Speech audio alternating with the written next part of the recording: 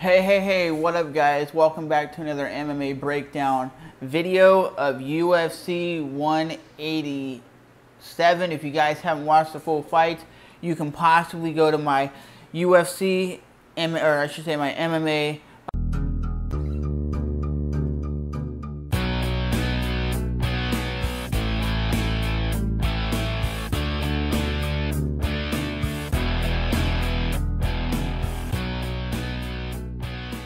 Underground Facebook page, and you might be able to see the fights there, or go to MMAlinker.com. I'll put a link in the description box where you guys can possibly see the fights. So if you haven't seen the fight, turn the video off now and thumb it up, just because I'm giving you a hint where you can watch the videos down there in the links below. So we're going to get right into it right now. Donald Cowboy Cerrone wins his fight by breaking the dude's jaw, and that is crazy to break someone's jaw and have the dude just go like this, I'm done. Because he knew he was done. He didn't want to keep competing and keep fighting. And that's respect. Because a lot of dudes have a lot of heart and they'll keep fighting, and they'll get more injured. But you could even see Donald Cerrone go, what? Why'd he tap out? But he knew he was done because he broke his jaw. So Donald Cerrone does deserve a title shot. And I think he can win a title, because he's been competing at a high level for a very long time.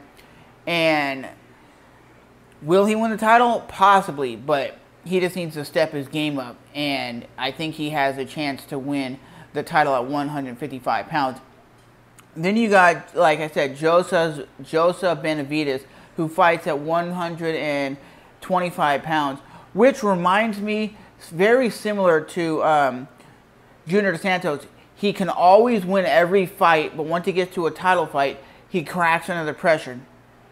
It's because the champion's here, and Joseph is just one step too slow, and that's why he loses. But Joseph Benavidez won, if you guys wanted to know about that. And then you got a fight that I was really thinking that Chris Weidman fight. I'm not a Chris Weidman fan.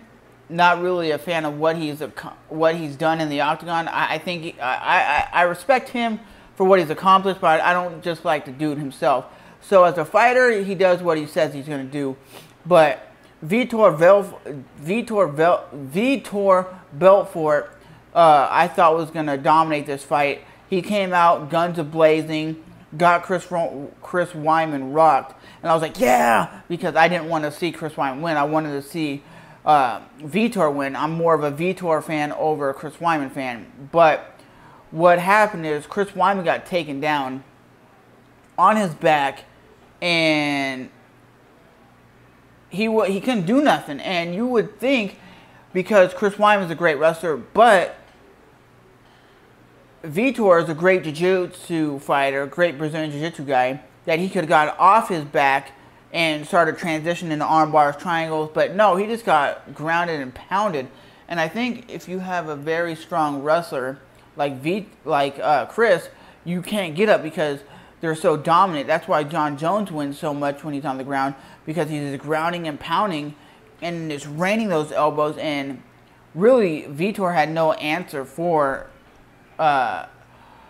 what Chris was landing. He was landing punches and bunches, and at the end of the fight, Chris Weidman comes out and says, you have to stop disrespecting me and start cheering for me. Because I think the reason why people don't cheer for Chris Weidman, he doesn't really talk a lot, and he doesn't have that very cocky attitude similar to, let's say, a Conor McGregor, who talks a lot and is very charismatic. He doesn't have that. He has a very bland point of view. He's like, well, I told you I was going to win, right? It's not, he doesn't show, like, he's not very charismatic. That's why I think a lot of fans don't like Chris Weidman, even though Chris Weidman is a very dominant individual. Oh, and I totally forgot that Travis Browne fight versus Andre Arlovski. Oh my God, that was one of the most craziest fights of all time. You had both swinging back and forth. You had Travis Browne rocked multiple times, and also he rocked Andre Arlovski, where you're like, oh my God, Travis Browne came back again from an ass whooping and is going to win the fight. And then they stopped the fight when he was getting rocked. And a buddy of mine says, basically, they shouldn't have stopped the fight because Travis Browne has heart, and Travis Browne was not going to give up. But I still think Travis Browne was getting way too rocked. But that was a hell of a fight. One of the best fights of the night. That's a hell of a great heavyweight fight, that's for sure. And then you got the main event, which was very, very one-sided. You had Daniel Cormier get very, very rocked in the first, minute of the fight. You see the fight having this, and you see Daniel get rocked, and you're like, oh shit, the fight is done. And you think Daniel's just gonna lose and it's gonna be all over. But no, Daniel Cormier comes back. I think Daniel Cormier actually won all 3 rounds, to be honest. A lot of people on Twitter are saying Daniel Cormier lost the first round and won the second round and then won the fight in the third. But me personally, I don't think Daniel Cormier lost any round. Just because he got rocked, I don't think he lost a round, because he still got back up and was grinding the fight out. I put up a tweet before the fight saying, is this fight going to be a Daniel Cormier getting knocked out, or is it going to be a Daniel Cormier grind fight? And I think the Daniel Cormier grind fight is what won the fight, because Anthony Rumble Johnson is a guy who reminds you of Shane Carwin. If he can't dominate you and finish you quickly, he really gasses out. Because Daniel Cormier was a guy who grinded out this fight. And if you look at Anthony Rumble Johnson's, all his wins, he wins by dominating fashion of coming out there, swinging for the fences, and knocks you out. And he puts everything into his punches, which is a good thing, and which could be a bad thing. If you don't win in the first minute, the first round, you can gas yourself out. If you look at the Junior Dos Santos fight versus Shane Carwin did last 3 rounds, but Shane Carwin looked like garbage. But if you look at Shane Carwin versus someone like Brock Lesnar, he dominated the first round by brutal ground and pound. But you see what happened in the second round. Shane Carwin got gassed out and lost the fight to the champion, Brock Lesnar, at the time. So that is something that Daniel Cormier is known for, is grounding and pounding and grinding. He did the same exact thing to Dan the Beast Henderson, grounded and pounded him, threw him around. And I think Anthony, with his brutal hands, is a very dominating fighter, but he's got to do something like the Diaz brothers. Sometimes the Diaz throw hundreds of punches, because they don't throw like 100% power shots. They throw like 40%, 30%, but every shot adds up during the fight. So I really think he will be back as the #1 contender. But would you guys want to see Jon Jones versus Daniel Cormier as the champion?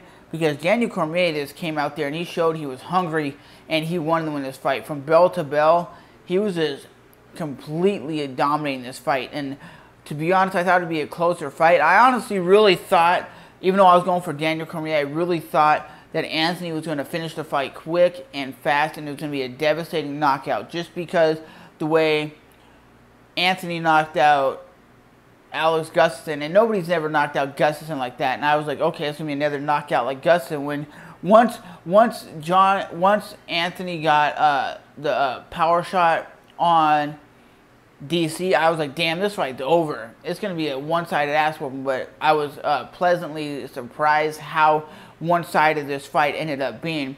But you gotta take in consideration, you got a college wrestler versus an Olympic wrestler who's fought at heavyweight, who's fought more.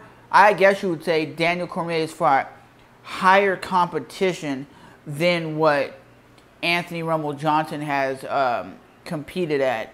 It's just what it is. And Daniel Cormier trains with heavyweight Cain Velasquez, which is the best heavyweight, in my mind, of all time.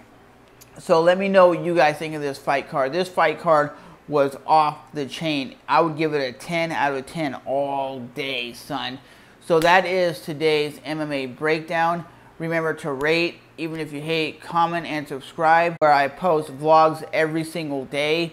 All the time you get to see what I do in my daily grind, my daily life. You get to see some amazing time-lapse and some amazing videos. If you guys didn't know, I make reviews on Trevor's phone reviews. I make a lot of reviews on microphones, cameras, bases, everything. I have a lot of different channels, guys, just letting you guys know that. But If you're new to this channel, hit the thumbs up because it helps out the channel, man. And I'm not trying to lure you guys into watching this video just because I say it's a recap. I don't want you guys to think, well, where's the fucking fight?